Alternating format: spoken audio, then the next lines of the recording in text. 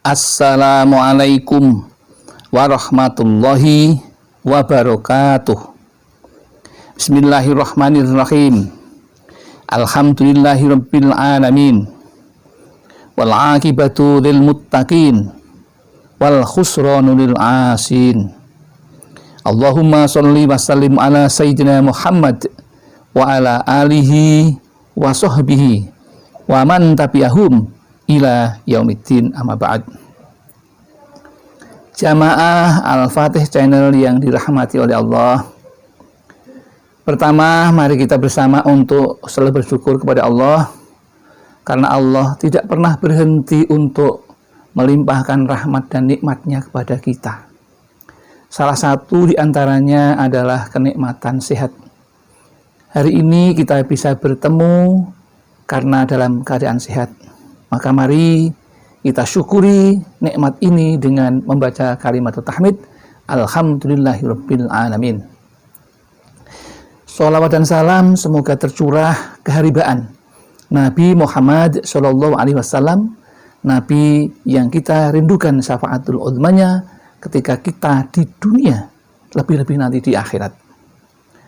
Selanjutnya, seperti biasa, kami ingin menjumpai saudara-saudaraku, tak lain dan tak bukan karena ingin menyampaikan kabar gembira yang datang dari Rasulullah untuk kita semua.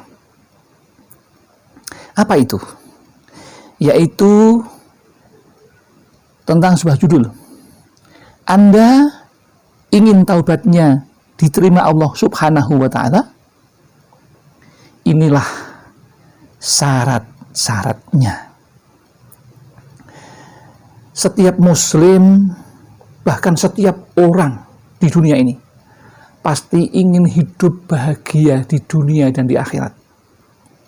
Secara umum, hal itu terbukti dengan sering kita berdoa dengan doa sapu jagat, yaitu Rabbana atina fid dunya hasanah wa fil akhirati hasanah wa qina adzabannar.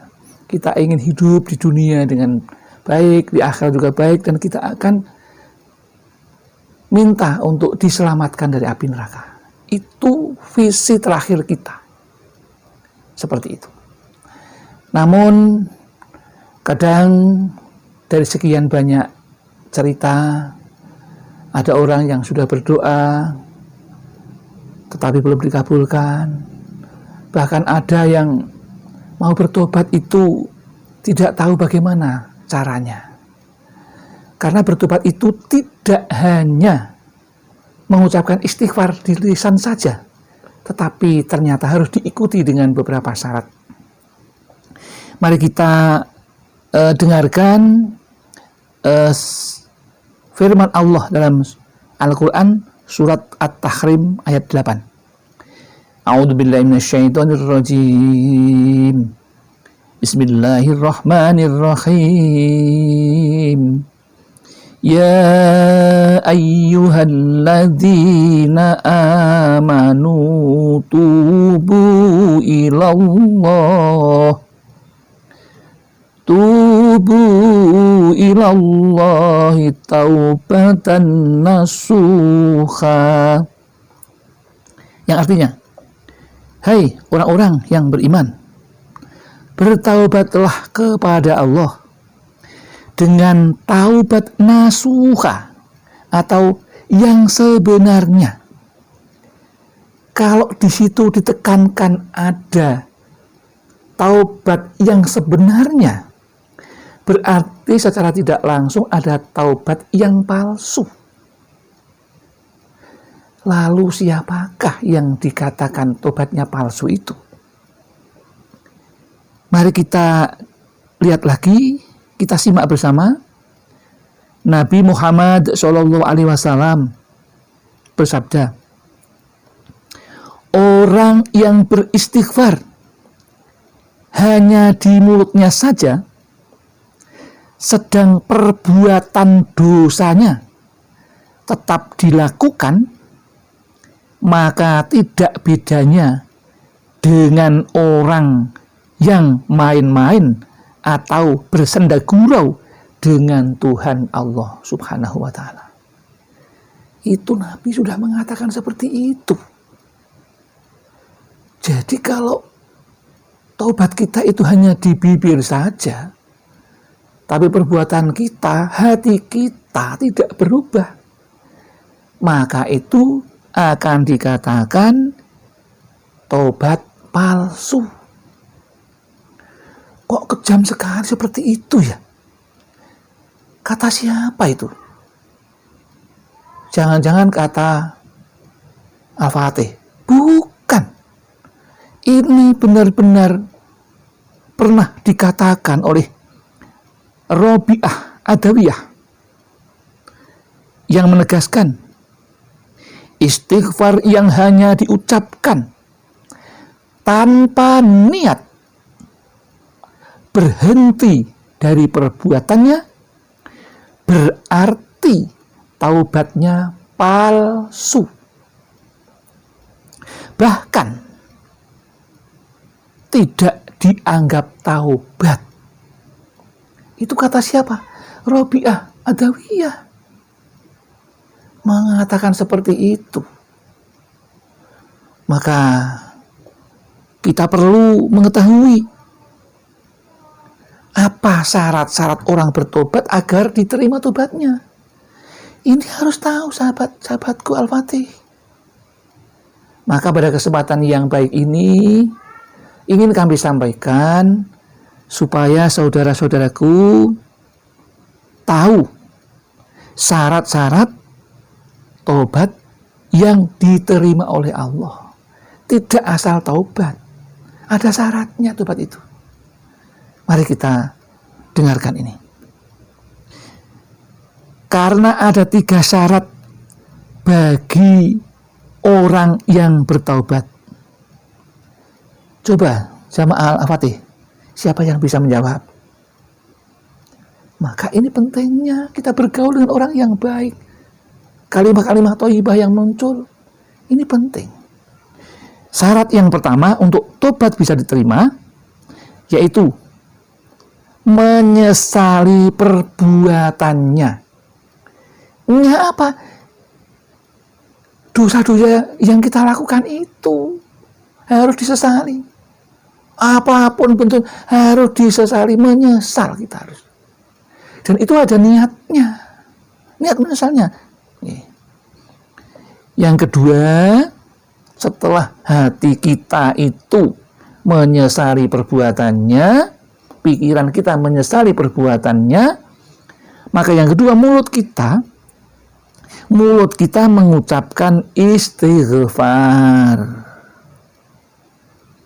Istighfar. Harus istighfar kepada Allah. Nah, kemudian yang ketiga apa syaratnya untuk bisa diterima tobat kita? Yaitu azam atau niat tidak lagi mengulangi perbuatannya. Jadi yang ketiga, di dalam hatinya ada niat untuk tidak mengulangi perbuatan dosa yang telah lalu, diulang kembali. Ya. Jika ketiga syarat itu dipenuhi, insya Allah pasti diampuni dosanya, sekalipun bagaimana besarnya dosa itu. Allah Maha Pengampun. Itu kata Rabi'ah Al-Adawiyah. Ya, kita mau manut siapa? Mau ikut siapa?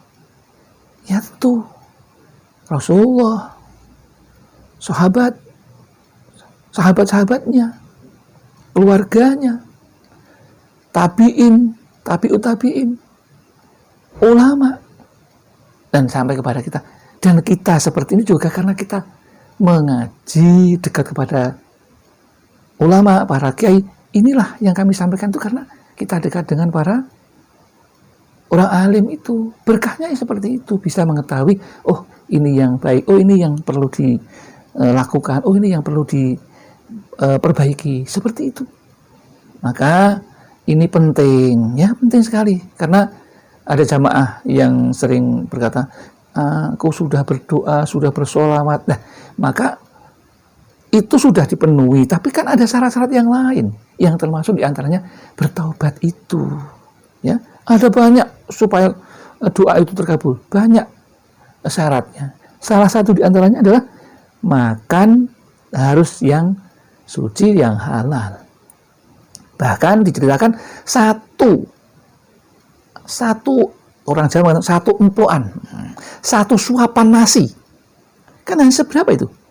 Itu aja kalau itu barang haram, misalnya katakanlah hasil korupsi, mohon maaf, misalnya hasil korupsi, kemudian kita ikut makan. Hanya makan satu suapan saja, itu dosa kita menyebabkan 40 hari.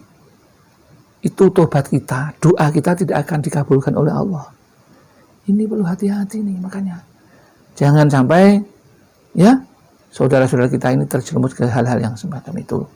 Kami percaya tidak akan seperti itu. Demikian yang dapat kami sampaikan, mudah-mudahan ini ada manfaatnya untuk peningkatan kualitas ibadah kita kepada Allah Subhanahu wa taala.